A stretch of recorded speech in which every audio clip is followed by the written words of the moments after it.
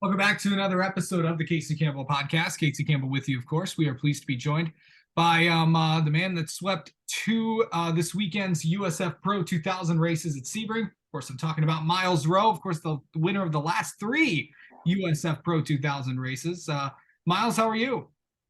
I'm good, man. Good. Super happy to be here, and yeah, thanks for having me on. Just talk about how good this season has been for you guys. Just for for Paps Racing and just I mean they're really killing it right now in USF Pro and then USF 2000 with Simon getting his first win. Yeah, man. Paps is like they prepare their cars like you couldn't get any other team to prepare their cars better. Augie Paps has done an amazing job. All the crew on there, they're all family, and we all connect super well. They're super easy to get to know, and yeah, they're all friends, friends and family now. So really happy to be part of Paps Racing because they really do the job right. And yeah, all credit to Augie. Sure. What when you approached this season after you came up short in the championship last year? What was heading into this year because you've been really on it with with three wins so far this year, a huge points lead. What's the confidence like heading in? What was the confidence like heading into this year, knowing that this could be a big year for you guys? Yeah, man. I mean, it was really just about keeping my head down, staying focused. I think it would have been the same thing even if I won, because we knew we had the speed. There's been times in history where people who were in the top three in USF 2000, do really well in USF Pro 2000 if they get their cards right. So I know if I just put my head down, this year I might get another chance. So just about focusing on the skill, focusing on preparation, how I prep, when I prep, how efficient it is. Basically just focusing on the whole process. Keeping things simple was very key, and I think that's allowed me to come in with great confidence and execute accordingly. So I know that coming into this year there was a lot of big there's a lot of there was a lot of people that expected you to do a lot of big things, but this Paps team has really just been on it. What has impressed you so far with Augie and how with everyone at the team really just coming together? Because you now it's not just you, your teammates are doing really well too with Jason Jordan. Yeah, man. I mean, like I said earlier, the way they prepare the cars, just the way they systematically do things on the team. They Augie spent a lot of time paying attention to those details, and it's paying off. I mean, just how the mechanics look at the car, how they double, triple check things. We really haven't had any failures this year. I haven't really even had any failures with Paps on the car. So they just pay a lot of attention to detail. Double check, triple check, even sometimes four times, because you never know. Racing is a sport where everything changes, and that goes all the way down to the driver and to the car. And they understand that. They understand the system, the game they're playing, and they do it. They do it really well. So going back to 1 year ago at this time, you were pretty worried about what you didn't know if you were going to make it through the entire season. Now you're good to go for the year. I know that there's been a lot of big supporters with Force Indy and with the Penske Entertainment Group and all that. Just kind of talk about how much support you've had throughout this past year. Yeah, man, the support has been enormous. Super blessed. So last year, for those who don't know, I didn't know if I was going to complete the season. We had budget for three events, and we made it to the third event, still not knowing if I was going to complete the season. Luckily, Penske Entertainment with Roger Penske funded me to get through that season, and we finished second. But yeah, this year we have full funding from Force Indy and Penske Entertainment, and it's enabled us to take a weight off our shoulders. We're not worried so much about making it to the end. Now we're worried about execution and the full process, and not spending any energy towards making it to the end, so to say. And that's just, yeah, it's changed the game for us. We're just, like I said, able to spend all of our energy on the process, and that's what it takes to win this championship. A little bit of change with Force Indy for this season, and I know we kind of talked about this before you, back in November last time we had you on. So Force Indy is a sponsor of course, just what is it meant to have Rod's support and all that stuff to, throughout your career? Because they've been with you since day one. Yeah, man, their support is it's just I felt welcome into so many families recently, and Force Indy is there's no exception, that we're a family now. Um, it's so meaningful that they still support me to this day, because first year was hard for us, being first a new team in USF 2000 and a new driver, and to still have faith with me and push me all the way through these years. It says a lot about their loyalty, and the trust they have in me and in the program.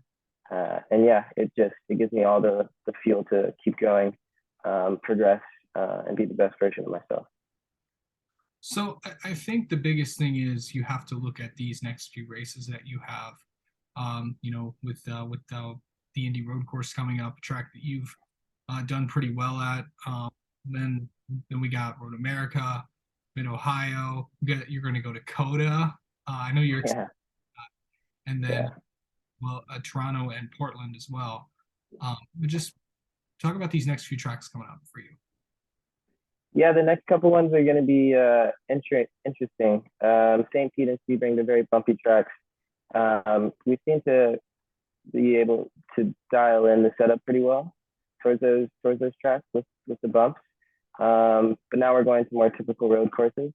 So basically, our baselines are going to end up being a little bit different starting out in the weekend. So the approach is going to be a little bit different for us compared to the beginning of the season, at least on Pap's side of things. So it's really just going to be a bigger focus on putting the weekend together. These last couple of weekends, also the way the schedules were designed, it was more about just knocking everything out, as efficiently, and as cleanly as possible, because sessions were so short and so limited. But I think now it's going to be more focused on putting the whole package together, over the given weekends that we're going to have over the next couple of events. And so, yeah, I mean, it's still a process. It's still going to be a process, but just a little bit of a different one, this time over like Indy and Road America, Lucas Oil. So we'll see what happens. Yeah, the goal is still the same, and we're going to come at it, just as hard as we did the other one. But yeah, like we have three out of the four wins. We can get more. We can also, other people can get some. So it's just about keeping the head down and staying on our toes. Let me ask you this. I know you and I had a conversation earlier this week about this, but um, looking at social media, there's been a lot of people, just that obviously you've caught a lot of people's attention, throughout the last few weeks, especially this weekend at Sebring. Um, are you, how did you have a chance to look through this? Like, oh wow, people are talking about me.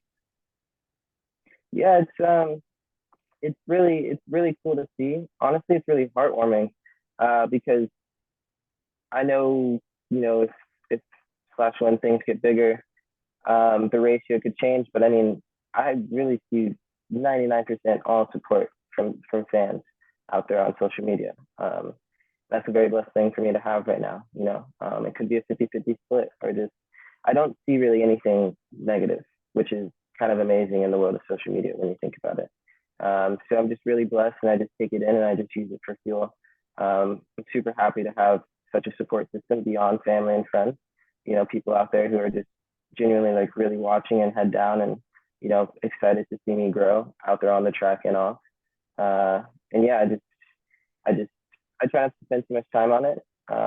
But yeah, it is a blessing to have those fans out there and see the support and be able to come to the track and see some of them, and have them tell me like stories of like what was going on when they were watching me race and such. So yeah, it's a blessing, and yeah, won't take it for granted. Okay, so let me ask you this. I know you also have no, you also have a passion for a lot of things outside of racing, including photography. How's we I know you like to get out, and when you live in New York City, there's a lot of things that you could take that you can notice and take pictures of. How's that been going? It's good, man. I mean, it actually slowed down a little bit for me before St. Pete, because I was just so focused on my fitness and doing what I need to do in the car. But yeah, especially after Sebring, immediately when I got back, when I flew into the city on Sunday, because we only raced Friday and Saturday for the Sebring races, I got some really cool photos of my friends. I met this new artist, who's a friend of one of my close friends, Justin, who had this crazy hat with like all these different pins and these crosses in it.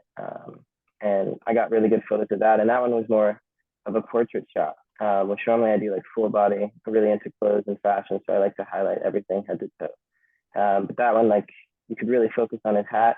He got on a really nice suit, striped suit, a good necklace, and yeah, I got a good portrait out of that. But I'm trying to figure out my individual style, with how I take my photos, and kind of the essence that people take away from them. So yeah, just trying to find that every day, and I'm getting closer and closer. And Sunday was a good day for me. I feel like I got a little bit closer to what will make a photo, a Myles Rowe photo or a photo by ocean. So yeah, I'm having fun with it, and it's really good to help take my mind away from racing for a little bit. So, and then lastly, I know that it's going to be a while before you guys get back on the track. I don't know if there's going to be, I think there might be a test coming up. I'm not sure, but it's going to be a while before you guys get back out and race at Indy.